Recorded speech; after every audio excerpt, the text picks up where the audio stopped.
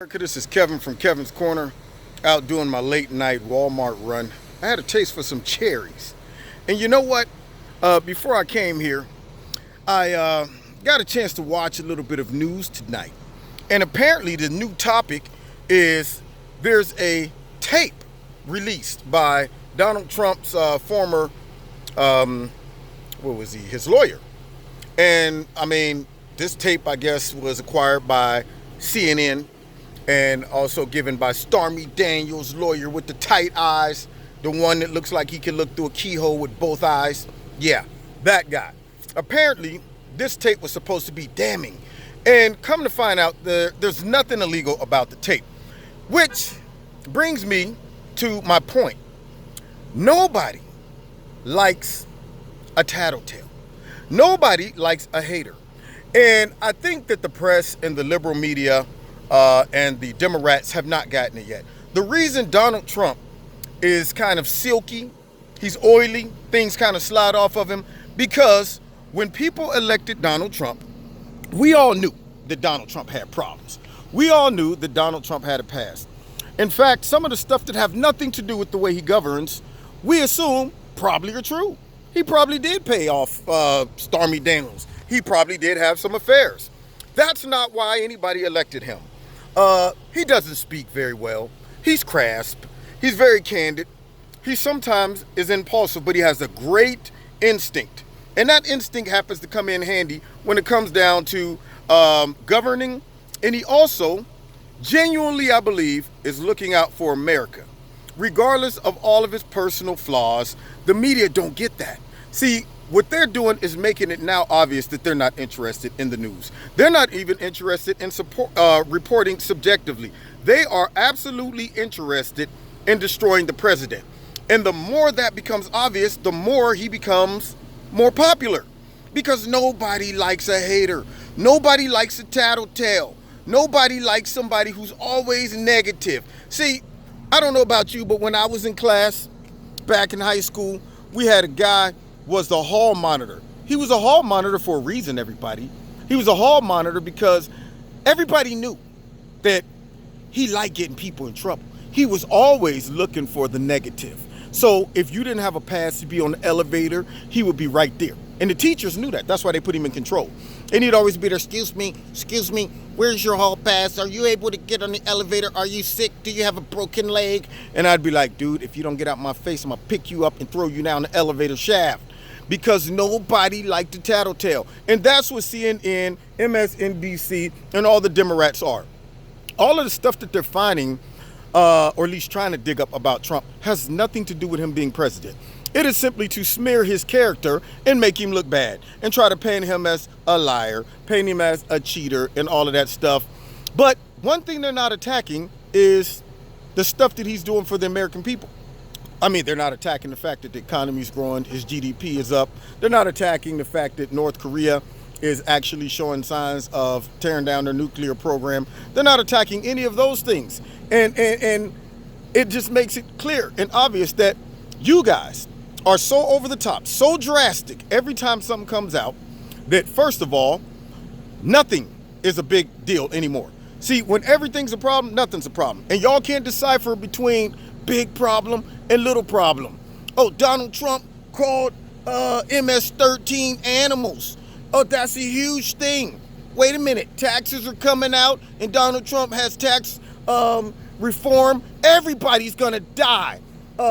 Donald Trump wants stronger immigration laws. He's gonna kill all the Mexicans. Donald Trump goes over and meets with Putin and he commits treason. Donald Trump actually wants tariffs so we can straighten out our trade policy. Donald Trump's about to collapse the whole United States. Donald Trump is speaking harsh towards Kim Jong-un, but he's gonna blow up the whole earth. When you start reacting like that, first things first, we see that you're an overreactor. You're a big baby. You're somebody who wants to paint a narrative and make it way bigger than what it is. It's like a little kid that comes to the teacher, kindergarten, you know, with kids, everything's serious. And they're like, I was in the playroom and Johnny, he took my crayon and then he looked at me, and I don't like when people look at me. And you're like, oh, well, it's okay. It's okay to look at people. No, it's not. He looked at me and took my crayon. Did you get it back? Yeah. Then it's okay now. No. I'm like, what do you want me to do? What do you want? You want me to go over there and body slam little Johnny? Huh, kid? Now get back in the playroom before I pick you up and throw you out the window. Now, with that being said, that is how CNN, MSNBC, and the Democrats react every single time Donald Trump says anything, tweets anything, does anything. And we have built up an immunity against it. And they wonder why he's now silky and slick like oil and everything slides off of him. Everything they try to throw on him. Even when he does stuff that can be questioned because they go over the top. Now, all of a sudden, what he did doesn't look so bad. You're like, I mean, I might have thought it was kind of crazy, but not that crazy. And so therefore, since y'all making it seem like it's that big of a deal, it's really showing your hand. It's showing your motive. And why are y'all going digging up stuff that happened like 8-10 years ago that ain't even a crime? I mean, I'm thinking to myself, if he paid for something, so what? What does that have to do with how he's governed the United States? And they don't get it. Because see, nobody likes a tattletale. Nobody likes a hater. And what they're doing is they're making him a martyr. The more that they attack him and show that that's their whole goal and objective, the more people say, something else is going on here. Y'all ain't just trying to report fair news. Y'all trying to destroy this man. It's obvious. Nobody has spent 24 hours a day like CNN, MSNBC, and the rest of those liberal media stations and all of the Democrats, 24 hours a day, trying to find stuff to destroy Donald Trump. And I'm telling you, it's like the Incredible Hulk. The more you make him mad, the stronger and bigger he gets. And the more that they attack Trump, the bigger and the stronger his support becomes, because they don't know temperance. They don't have a governor. They don't know how to do it in modesty. If they were alcoholics, they would get up in the morning drinking and drink throughout the whole night. They don't know when to stop. If they were cigarette smokers, they would have cigarettes between all 5 fingers. And soon as that's done, fire up a whole nother 5. They don't know when to stop. I'm telling you, if they were people who like to party all night, party, rebel rousers, they would not go to work in the morning because they would say, you know what, I'm going to stay out to 7 in the morning when the doors close, and try to go to work, and then they'd be too tired. Because guess what? They don't know how to pace themselves. They don't know how to stop. They don't even know how to disguise it and make it look like they just reporting fair news. It is obvious, very obvious. So maybe they'll learn their lesson, but I doubt it. And who cares if Donald Trump tried to pay this chick off or whatever? And you know what bothers me also is the dirty, foul tactics. And they want us to trust the justice system. The dirty, foul tactics of sweating anybody who had any connection to Donald Trump and having them turn on him by threatening to destroy their lives. I cannot believe that his lawyer recorded a conversation, a private conversation, and then decided to throw him under the bus. And why is he upset? Why do he feel the need to do this at this point? It ain't like Donald Trump betrayed him. It ain't like Donald Trump threw him under the bus. Donald Trump is the president, man, and he cannot just be chit-chatting with you while you're under investigation with Mueller, because that would be one more thing they'll say. He's still talking to his lawyer. They're colluding. That's what they're doing. If the dude would be patient and let the process just go forward, even if Robert Mueller indicted this dude, Donald Trump, being as loyal as he is, he would probably pardon him.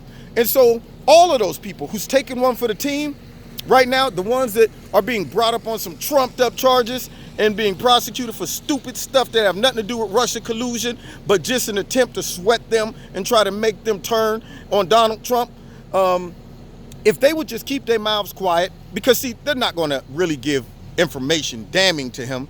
They're like, I forget, Dershowitz. He says sometimes they'll get him to sing, but oftentimes they compose, meaning they make up some stuff too. And so that's the biggest problem, because I know that Mueller's big goal and objective is, it is not to get to the truth. It is to sweat these people and make them roll over on Trump and kind of fudge some stuff and make it seem bigger than it is. And at least come out with some garbage like a videotape of him saying that he might make a payment or whatever, something like that. Anything he can do to just throw mud on Trump, and it's really sad. It is sad because all they're doing is wasting their time, and they're also wasting our tax dollars. And the media and the Democrats are doing nothing but wasting their reputation. The little bit that they have left is going out the window every time they turn on the station, and you hear Donald Trump once again does Donald Trump. This is great. This is the worst thing that ever happened. This is worse than yesterday when we said the worst thing that ever happened. You know what? I tell you, tomorrow probably is going to be even something more worse than today. And yet, how can you get worse than the worst thing that's ever happened? But I'm sure we'll find a way to make it seem that way. Now, you've been listening to Kevin and Kevin's Corner.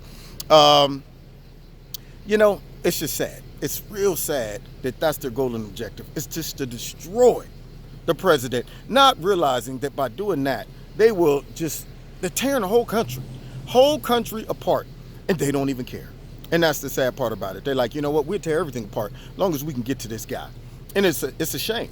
What do they think would happen if somehow they concoction something to get Trump out of office when it became obvious to all of his supporters, and some that don't even support him, but now are supporting him because of how obvious it is they're trying to get him out of office?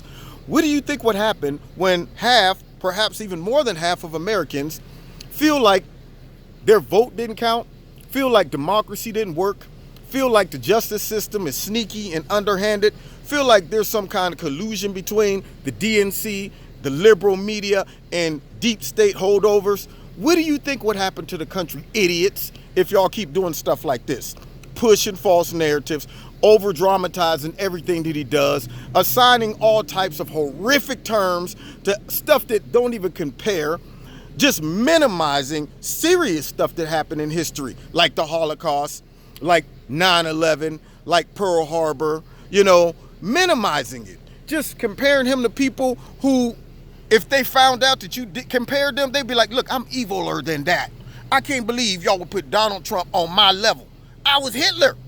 I want to go down as one of the most evil people in the world, and y'all gonna put Donald Trump on my level? He would be offended. I mean, the devil would be offended. He'd be like, wait a minute now, I'm the source of all evil. How you gonna put Donald Trump on my level? Look, man, don't be comparing Donald Trump to me, okay? I'm better than that. But that's the level they're trying to put him on, and it's backfired. Anyway, you've been listening to Kevin and Kevin's Corner. God bless you. They just won't learn, will they?